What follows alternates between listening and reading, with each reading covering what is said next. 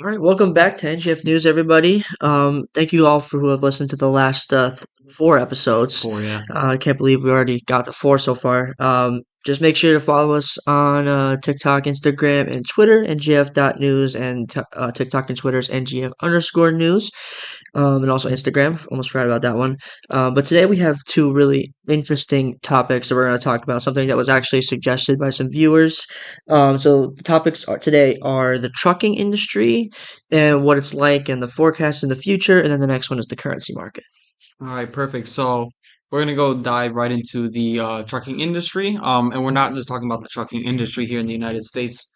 This is the trucking industry as a world, and we're going to see what's going on around the world and what we can do to better the trucking industry. So let's dive into the US, then we'll move into Europe, and then we'll go to global solutions for the entire world. So, um, here in the United States, we have anywhere between 4 million to 6 million semi trucks operating. Here in the US, it's a little bit difficult to try to pinpoint because there's been a trucking boom during COVID, up from COVID till now, because since everything with COVID, with online shopping and everything, there's been a lot more carriers and a lot more people that want to dive into this industry. So the exact number is kind of unknown, but from my research, I was able to find some sort of like number in between from 4 to 6.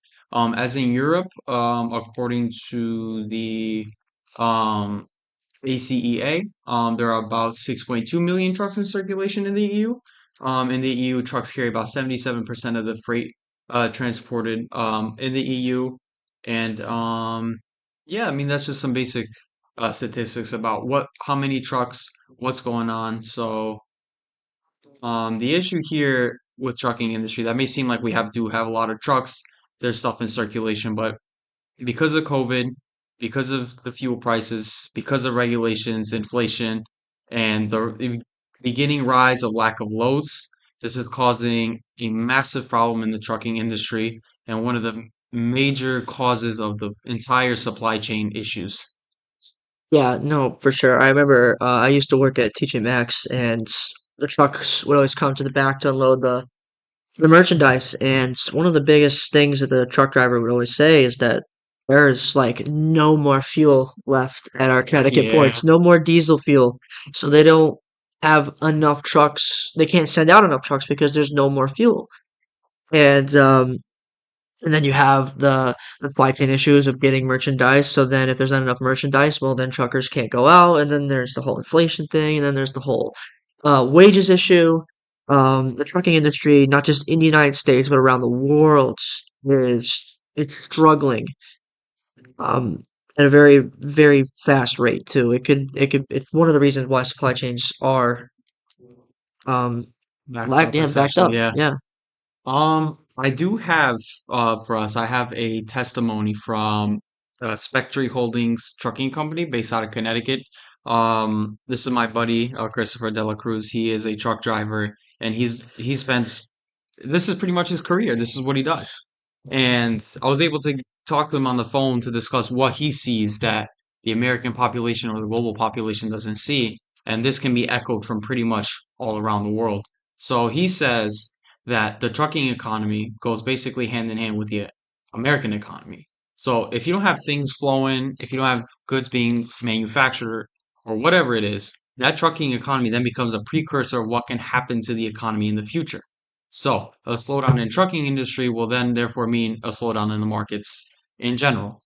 So truckers move supplies around, and if there's no shipment going around, then there's pretty much no consumer spending. During the pandemic, the trucking industry took a hit. Nothing was being moved, but then when regulations started to be lifted little by little, and he saw that because of the Amazon boom and all the everything being moved to online, where you just order everything online, the it attracted new carriers, new drivers, and new owner operators. And then as COVID was beginning to settle, and the lockdowns were beginning to settle, the demand started to go back down because of the Ukraine situation, markets freezing, general inflation, and then OPEC antics. So all so they saw a rise when COVID started to dwindle down. In 2021, the trucking industry was fantastic, he said. and he was hailed as the hero. For example, the all the truckers were quote unquote like how do I explain this? Like the government and the people saw them as heroes because they stayed in COVID when no one else wanted Yeah, to keep the economy going. But with what we're seeing now, with inflation, no oil, and all that, they all add up to what he calls a trucking winter, and that's what he believes we're in right now. yeah. And that's a very, I think, accurate testimony considering that in the United States, we do not have, if there was not trucking, no trucks, no truck drivers, there would be no way to move merchandise. And some people would argue, okay, well, what about planes? Well, there's already too many planes going over the United States. That would cause way too much traffic control. And the next thing they would say is trains. Well, okay, we don't have enough operational trains to move people. What makes you think we're gonna have What about enough our rail operational trains? infrastructure as well? Yeah. So Well, rail infrastructure. it's so bad. There's no way to move trains. There's no train. There's barely any trains in circulation, and there's not enough tracks. What's the track they're building? Starting from Chicago, going out to the west right now. They're building basically the same thing that Yeah, Vanderbilt built in the 1870s. Like they're we're still struggling, and it's not going to come along for at least 20 to 25 years that we're going to see trains come back into circulation. So truckers are incredibly they important are the to our backbone of economy. this economy. Yeah. They are the backbone.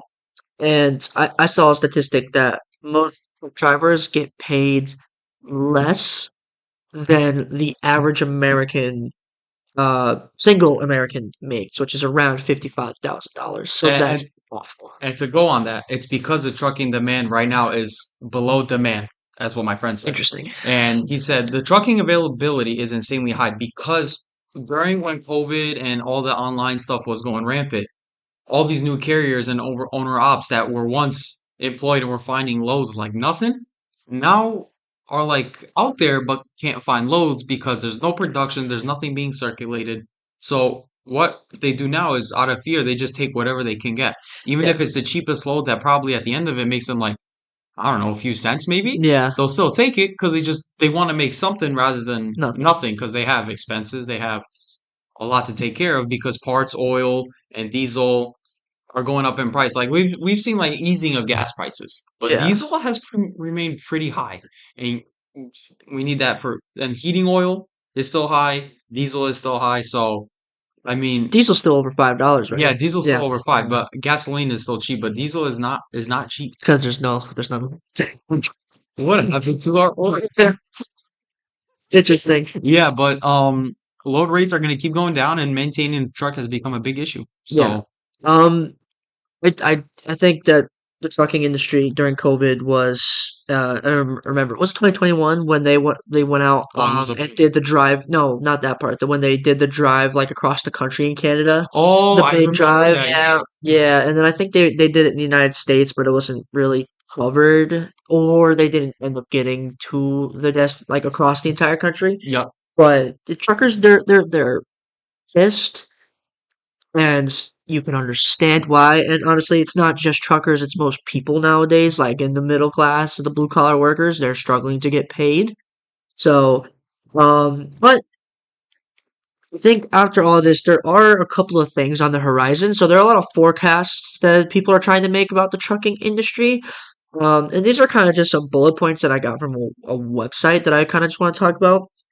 The first one is the carrier bankruptcy, which basically is there are a lot of mostly small trucking companies, but also several large companies have been closing down because, there's not enough loads, they're not getting enough contracts to It's just not do sustainable trucking, for it's them not to keep sustainable. staying. Yeah. So they're just like, I'm out. So that they have to close. And there's also currently, according to this 2023, it's called Lynch Pensio. There is a total of 3,000 unemployed truckers due to the closing down of these companies. So that's not just people getting laid off, that's just the closing of companies. So I think that's really interesting because the fact that so many companies are closing down is very startling. How can we move merchandise? But the second thing I think was interesting is the higher number of merges. So companies merging together. Hmm. And with these companies merging together, it could help. obviously create more funds and allows them to have more truckers to indulge in these contracts with people like Walmart and Stop and Shop and whatnot. So I think that's pretty interesting that the number of mergers are going up. And there's a lot of things that can be improved about the trucking industry. One of the things that this discusses in there is point two is the improvement of technology. With the improvement of technology, truckers are able to go further. Um, I remember when Elon Musk came out with the prototype for the electric truck, which could do, it had what, four motors that could do I think it's four in the a back. 1,000 miles.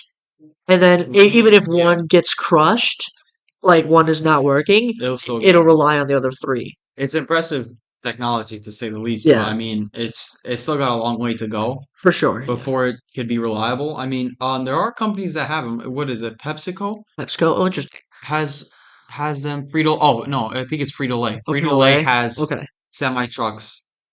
Very few, I think, but they are being used to transport. Of course, the big companies get Yeah, them. the Yeah, of ones with course the they're fucking gonna get it. money. So yeah, they're probably just in the testing phase. They were probably who knows how they got them. They probably were incentivized by Tesla. Hey, use our trucks, and then we'll get data and Yeah, whatnot. But yeah, there are some in circulation right now being tested. But yeah, the Tesla semi truck is a great innovation feat, of course. But by the time we get those resources to build that, all the lithium needed and all and everything, but it's going to take a little bit. But yeah, we do agree that this is the future, and this is one of the solutions to help truckers is sustainability. yeah. Reduce maintenance by like No, it's tenfold. tenfold. You Tenfold. don't got to worry about one thing breaking, and then all of a sudden you're out of commission for the whole week because you Yep, need to find that one part to fix your truck. yep. Because if one engine breaks on the truck, in a Tesla truck, You got three more. yeah, three You know? more. So it's pretty interesting. One of the other things is that corporate offices are beginning to employ several different software programs to help make operations more efficient and streamlined. That is so important because I see everywhere, and when I used to work at TJ Maxx, how inefficient it was when the trucks came because trucks would come in the morning, trucks would come late at night, so they'd drop off stuff and then merchandise wouldn't be filled till the next day. Oh yeah. So this is definitely an important thing to streamline. There was another thing I wanted to talk about, which was the influence of e-commerce.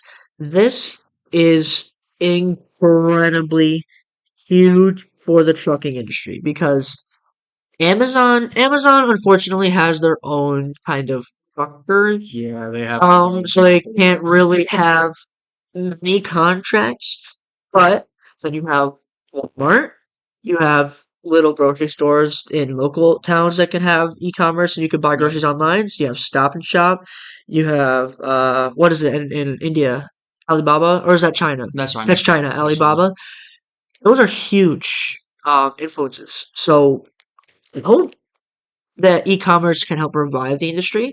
I think e-commerce would be the way to is your wake-up call. Like, hey, Yeah, we're doing everything online now. We need support to get these things going. It's costing us a lot to ship.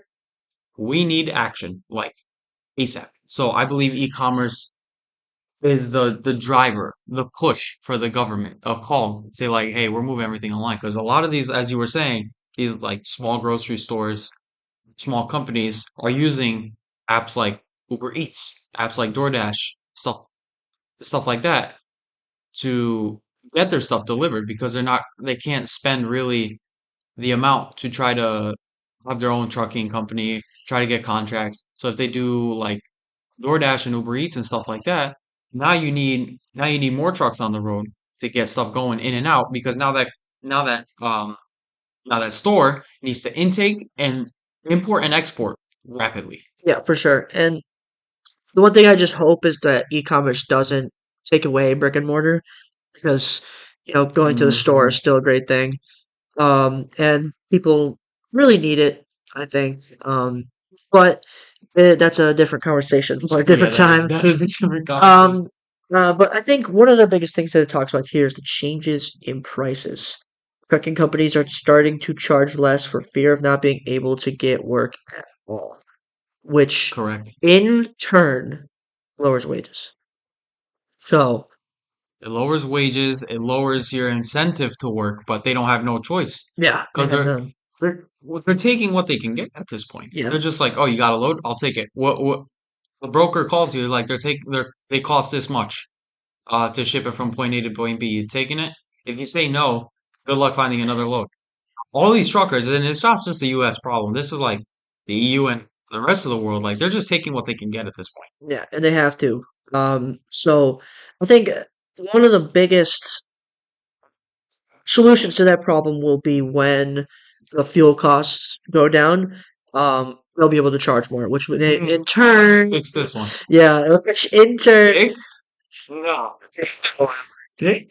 No, I don't think we can do that. once the United States sits on $1 trillion worth of oil, and we're not digging it, and that could solve a lot of our problems right now, not just in the United States, but the world. I mean, oh yeah, that's so much money.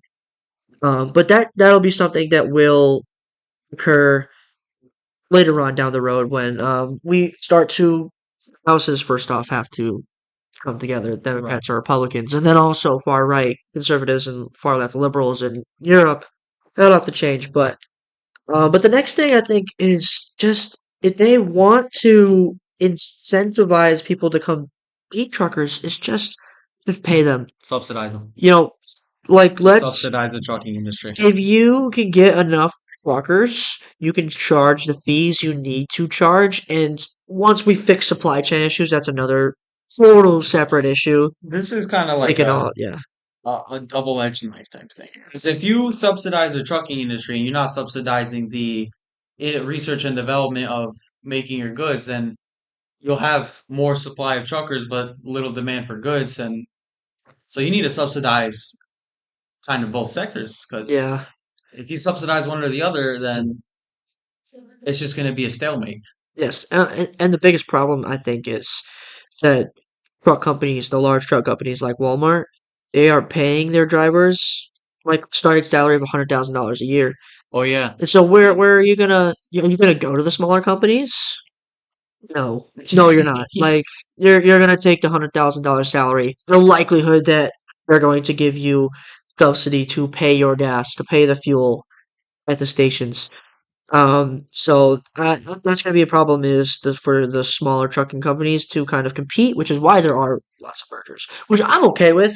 People are That's gonna be fine, like, oh, but there's gonna be a monopoly, but like, whatever. I mean, if merger happens, and I guess I understand why they happen. If two companies are not sustainable enough, of course they're going to merge. But if these mergers continue to happen, and then we get out of this whole inflation problem, oil problem, energy crisis, whatever, what all the problems we're facing right now, then this is going to create a new driver shortage in the future with all these mergers happening. So I guess mergers for now make sense, but as time continues, we need to stop the mergers from happening and Yeah. go back into having these more trucking companies to fuel. Because as we progress, as we go through all the problems we're facing, we're going to need more truckers. We're going to need more supply moving. We need more resources moving in and out of the country. So, yeah, I mean, my biggest thing, and thank you for all the solutions you provided, Yeah. there's also a regulation problem here. So, Oh my God. The regulations here, for example, here in Connecticut, for example, truckers pay a tax of 10 cents per mile to the state of Connecticut. DOT, the Department of Transportation, or motor or whatever motor vehicle organization you guys have in different states, they are very strict. God forbid your logbook is not plugged in, no, or you did geez. not take in your hours that you were driving. You can Yeah. get fined from like 300 to thousands of dollars. You can get out of commission if you have, I don't know, not enough reflective, like those reflective strips, the red light. Oh, the ones where you can like, Yeah, yeah, yeah, that's also a problem. Like there's so many restrictions on truckers that it's causing them to just back off. They're just like, I don't want to do this. I don't want to deal with like $1,000 fines minimum. Like especially when they're not getting paid enough. what's this? And especially they're not getting paid enough. They're living pretty much like whatever they can get and funneling it back into the truck for diesel and maintenance. Yeah. And now add in the headaches of DOT troopers sitting on the side waiting for a trucker to pull over. And this is the EU too. The EU has more regulations than the United States as well when it comes to trucking. And it's just like, what's the point? If what incentivizes people to do their job if they're just going to have oversight all the time? Yeah. Like, we need less of it. And I don't know. I could get shit for it. I could get not, but we need less regulations on trucking. They need to do their jobs the way they need to perform it to get stuff point A to point B. Yeah. That's my I totally agree.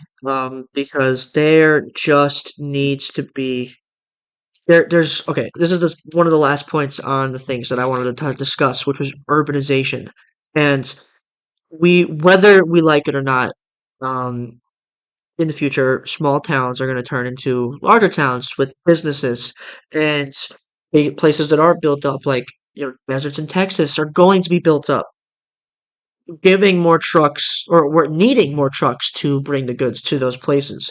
So, what we do need to stop regulating truckers, because if we can't get enough of them, well, these urbanized towns aren't going to last very long, because they're not going to be able to absolutely. get their shipments of stuff, their goods. Their restaurants aren't going to be able to get their food. Stores aren't going to be able to get their merchandise. And we also have to take into consideration the trucking infrastructure as we continue to urbanize as well. We need lots. We need more docks. We need all these warehouses, Truck stops. truck stops, absolutely, to help these truckers get from point A to point B. Because if you don't have these rest stops, if you don't have people, if you don't have the areas for truckers to park and whatnot, then it creates a safety concern. And we can't handle, for example, in the EU, there are like barely any truck stops compared to the US. The What? EU has no place to park your trucks. Nowhere. It's tight, it's difficult, and we need more. We need, as we continue to urbanize, and this goes for like the rest of the world as well, because as the global south continues to develop as well, they'll be facing this urbanization. Yep. So as we continue to urbanize, we must keep the transport industry essentially. We need more docks, we need more areas to park, we need warehouses, and we need like to continue this Yeah, essentially I and build agree. these. I think a good model to for the world to bounce off of is the United States South and the Midwest. Um, if you've ever gone down south, for any viewers who are listening, there are truck stops everywhere, and well, there's a reason for that, because they it's so vast. There's so many big states. They Right. have to get their stuff to people in Atlanta, that they intercept people in Orlando, Miami. If you go to South Carolina, or sorry, North Carolina, it'd be Charlotte. Um, there's so many places where they have to go, and the South is building up so many homes.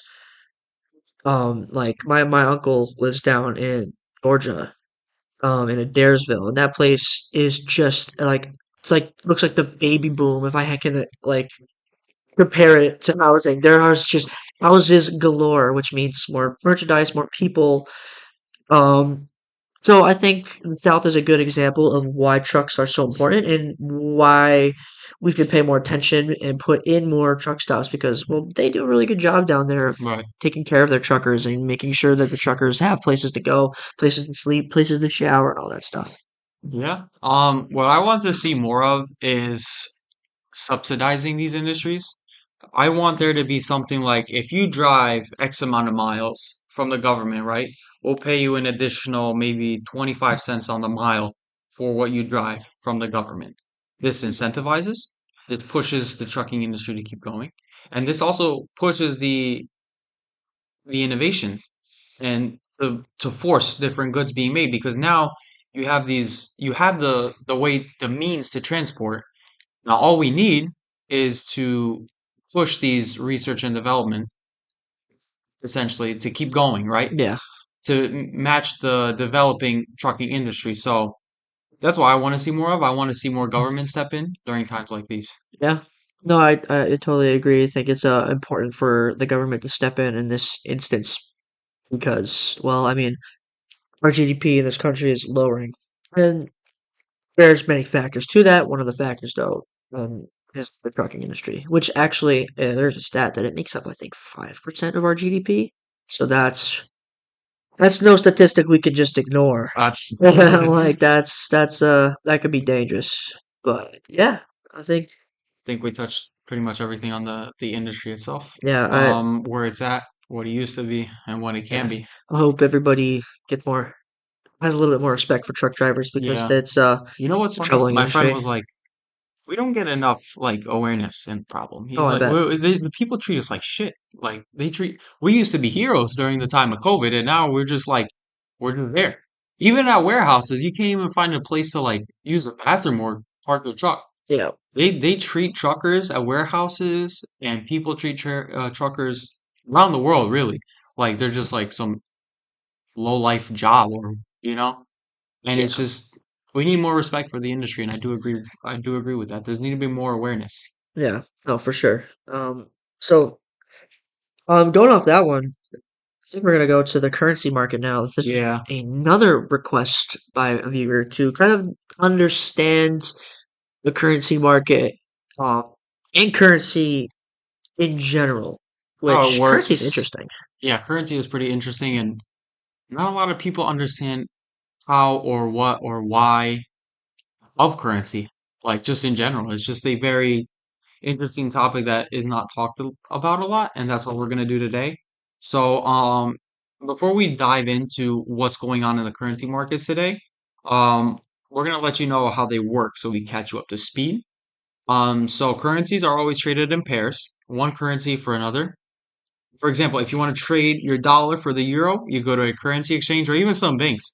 You can get that currency. You can go to like any, you can go to your Which local, makes yeah, yeah, you could just go to your local bank and be like, I need euros, and they'll just give it to you, which is crazy. yeah. That's I where I never, got I my never, I never knew that. Really, really yeah. my dad was like, you need euros? Go to the bank. I'm like, what are you talking about? Go inside. Go inside and ask for euros. And I go up to the counter and I'm like, can I have some euros, please? I'm like, no problem. I'm like, what? That's Yeah, no, crazy. that's where I got But my yeah, yen when we went to Japan. oh, they Did even the have yen. bank. That's Yeah, they have yen. crazy. Hmm. Holy shit. I never knew that. Yeah, Um, Currently, 1 euro as of today when this is recorded at 10:21 a.m., 1 euro is equivalent to a dollar seven. Yeah, dollar seven. Okay, good. So I guess that's pretty simple and how that currency market how that works. But now we're going to dive into now why is 1 euro equivalent to a dollar seven? interesting. So we used to be at So parity, but that's a yeah, but that's the biggest question to people is like what I look at this, right? I look, why? which is why? Why? Why is it? That was always my question So until there recently. are a bunch of factors that determine this. Oh yeah, Some of the factors include supply and demand of that currency in the foreign exchange markets, interest of the current central bank of that country, inflation versus growth in that domestic country, and their balance of trade, which the balance of trade is the value of exports compared to the value of yeah. imports. Some other things are the country's attractiveness to investors can affect currency's worth. Also, the prices of certain commodities, and the biggest one is always oil, because this world is an oil-based economy. And just to go about currencies, the world sits on a floating currency system. Mhm. A fixed currency system basically means like you take the US dollar and you fix it to something. It used to be until 1971 fixed on gold, the gold standard, if you guys know about that, until Nixon reversed it because people did not trust the United States because we were saying, "Oh, we have all this money, but where are you getting the gold from?" Yeah. That was the always big question. So they said, "Okay, we're gonna take it off and use it to print money," which, if you know anything about printing money, it causes inflation. And since 1971, we've seen thousands of percentage of inflation points. Just as a statistic, going to Harvard in 1969, it cost you $4,000. That's it. Not per semester. That's it. To go to Harvard now, it costs upwards of $90,000. That is crazy. Oops. So that's just a little bit. What happened? Inflation is the other thing that impacts currency. It's probably the if I were to take any factor, it's probably the most important factor. Right. Um, yeah, I mean that kind of determines what how the foreign exchange rates are determined, but really. Now we're just gonna dive into a little bit deeper into like these different factors. So the balance of trade, going back to what I said, the value of exports versus imports. In my opinion, you said inflation is the biggest driver, right? I believe that the value of exports and the value of imports is also a major player. So I feel like inflation and this go hand in hand. Yeah, So when trade surpluses versus trade deficits, trade surpluses are considered more favorable. And before we get into that, trade surpluses when you have more exports than imports. And this is considered more favorable because when you have a trade surplus, you're producing more and importing less. Trade deficits is when a country imports more than it exports, and this is seen as unfavorable because it does not produce and that country makes only purchases.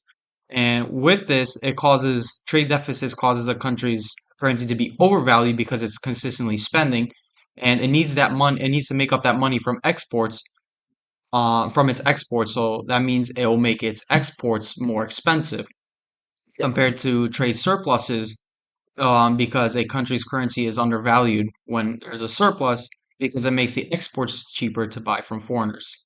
So, anything yeah. else to add? That's interesting. I'm gonna. Those are very good points. I'm gonna talk about the country's attractiveness to investors. Okay. So this can affect the currency's worth. And oddly enough, an inflated currency is worth more to investors than a non-inflated currency, especially in things like the euro and the dollar. People are going to invest more in the US dollar when it's inflated because, well, you're making more money off of it because it keeps rising. And when interest rates are And high, interest rates, yes. because they'll put the money into savings, right? Into Yeah, the savings in that currency, for example, they'll put it into the dollar because the interest rates are high and the inflation is high. yeah. But attractiveness to investors is incredibly important. And I think if you're going off of inflation and then the supply and demand factors, I think that the attractiveness to investors is very important because Yeah, if you're investing in a market, the market is going to rise in value, which rises the value of its currency. And if you look at pre 2008, some countries that were heavily invested in include South Africa, include Vietnam, include Rwanda, if they were emerging economies which helped their currencies. And this was one of the big things for the US. This is one of the reasons why the European Union created the euro, because there was going to be an attractiveness to investing in Europe. And there's obviously an attractiveness to investing in the US or China, Japan, um, not so much the United Kingdom right now, which is hilarious that rough. we keep crapping on the United Kingdom because we're going there next month. But yeah, they're Their economy after is 2016's referendum of Brexit, it's been less than 2% every year of GDP growth. So yeah, the attractiveness is a very important factor towards the values of currency markets. exactly. And just to continue off of what you were talking about, this kind of goes hand in hand on what countries can do to boost their currency as well, is Yes. increase that attractiveness. But what really caught my eye is the U.S. and China trade war, right? Mm, So China has around 1.4 trillion, could be more, could be less from when I did my research, of U.S. government bonds. If the Chinese were to sell these bonds, it completely depreciates the dollar and the yuan would be stronger. But you wonder why they wouldn't do that. Because China can easily appreciate the value of the currency if they wanted to by buying more assets in dollars, but they use the dollar assets to keep the yuan weaker and make their exports more cheaper and more competitive. So you can use the currency exchange as a way to try to make yourself more competitive, which is pretty impressive on what countries can do to boost their currency. You can purposely keep it weak to make your exports cheaper, but it won't continue to be weaker because you're exporting more than what you're importing. And this goes back to the trade surplus thing.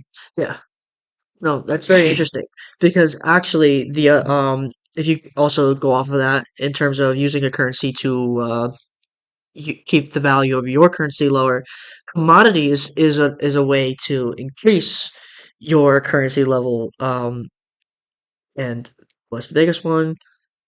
Oil. Huh.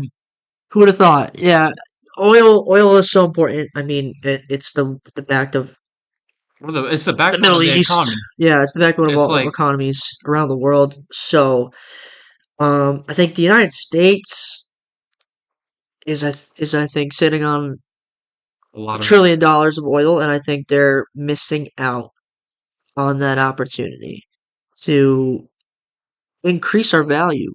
Absolutely. And also just be able to And make oil money. won't be, eventually, we're just going to phase out oil because that's what the rest of the world wants to do. It's what the international organizations want to do. It's all the countries want to do. Yeah, So, what you can do with oil is play the temporary game with it, is dig enough of it to build the renewable energy sources. So now you're causing a shift, right? From oil to renewables, but you need that oil to get to the renewables to then reduce your reliance on oils as you're plugging in the renewables into your energy infrastructure. So yes, oil is important because it gets to the renewables that everyone wants. yeah.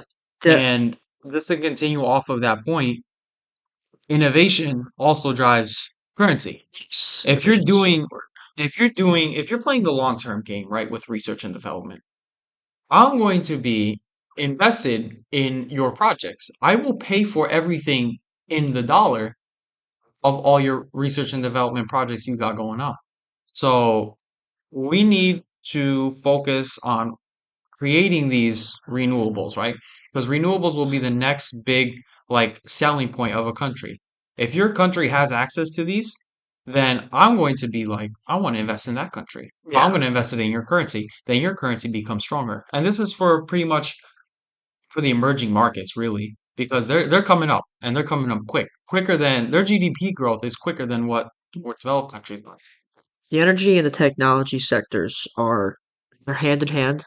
They're incredibly important, and they're the backbones of not just developed countries, but emerging economies and developing countries. So I think it'll be the next, like you said, the next phase is to get to renewable energies, and that way is oil. But currency is going to play a big factor in that because we want to be able to invest in the countries that help us get to that, or we invest in the countries who build the infrastructure in their Right. countries to help them out.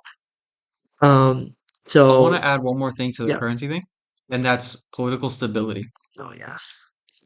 You're not going to attract investors if your country is either going through a war, economic crisis, etc. Anything that causes that attractiveness to go away. So, to promote political stability, you can do it through lawmakers focusing on policies that increase the supply of goods, promote manufacturing, cutting production costs, subsidies, regulation reductions, and so on. Yeah. So, yeah, No, it's interesting. It just I think to end it off on people, so all these factors come into your understanding of why in if you're an American, why you pay less at another country, let's say Canada or Japan. I remember the last time when I was in Canada, for every American dollar, it was $1.80 in Canadian dollars. yeah, And then that was in August, so it could be different. And then in November, when we went to Japan, it was $1 for every 130. It was something like that. floated a lot when we were there. It started off from like 138. It did float a It lot. I went to never, 140. It was yeah, crazy. But the fact is that the American dollar, because of all the things we just discussed, is the second strongest, the third strongest currency in the world. We are able to go wherever we want and pay less. I mean, I did not spend much in Japan on food, especially. oh yeah, oh my It gosh, yeah. was it was crazy. You could get full meals for For like, less than $5.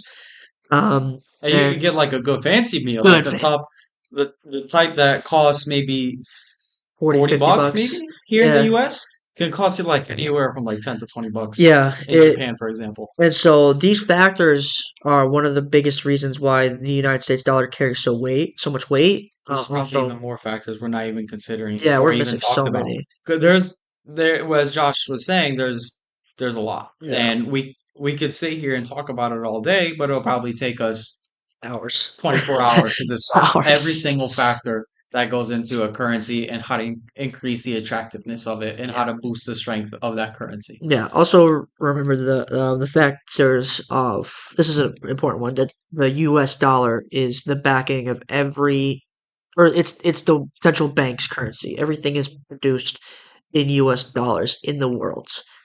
And then also the backing is the euro, the yen, and then I think the pound sterling. I'm Are gonna you talking about special drawing rights? no the just like what And people what? trade in Oh, mostly. I think it's whatever's under the Or- special drawing rights, whatever makes up that Yeah. special drawing rights. For anyone that doesn't know what the special drawing rights are, it's a currency made by the IMF, was it? Yes. IMF. The IMF that consists of five different currencies. So if there is, let's say you have, how do I explain special drawing rights? This is interesting. If you need to buy something in another currency, you go to the IMF and you get it. You Basically, get it's like it's the this works as you the get central the bank. SDR and get the SDR to convert to the other Whatever you currency. need. Yeah, Yeah. I'm trying to interesting. find out what the fuck. I know. Here they are. It's the U.S. dollar. That's the main one. The euro. I was correct on that. Then the Chinese yuan. So I was wrong with that one. It's the Chinese yuan is the third backing. Then the Japanese yen is the fourth, which recently just passed the British pound, which I think is interesting. Both economies which Impressive. are going down.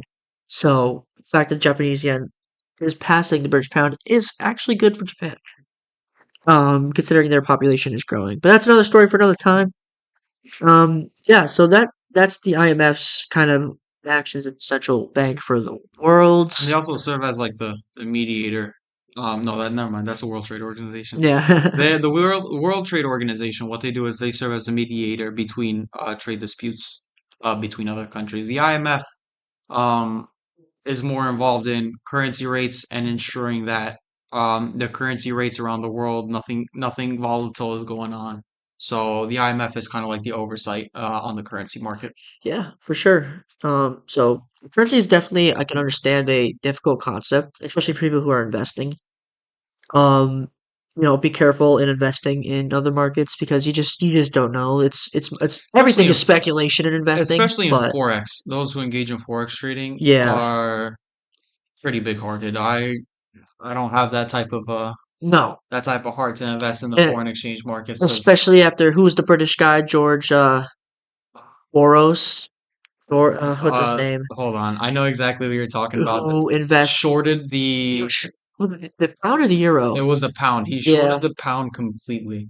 Hold and on. yeah, he shorted it, and everybody sold. He reinvested it. Everybody reinvested and made himself billions of dollars, but screwed over the rest. Yeah, Is it I Doros? George Doros? was Soros? Soros. George Soros. Yeah, that guy. I knew I was close. Yeah, he's Yeah. he's a British billionaire. Yeah, he did that, which was unfortunate for a lot of British people in the 90s. Um, because a lot of people followed and lost a lot of money Oh yeah. because they didn't have billions of dollars like he did. So yeah, I think that's it for me. What do you got? Anything? I don't have anything else. Yeah, no. Yeah, awesome. Well, thank you guys for listening for this one.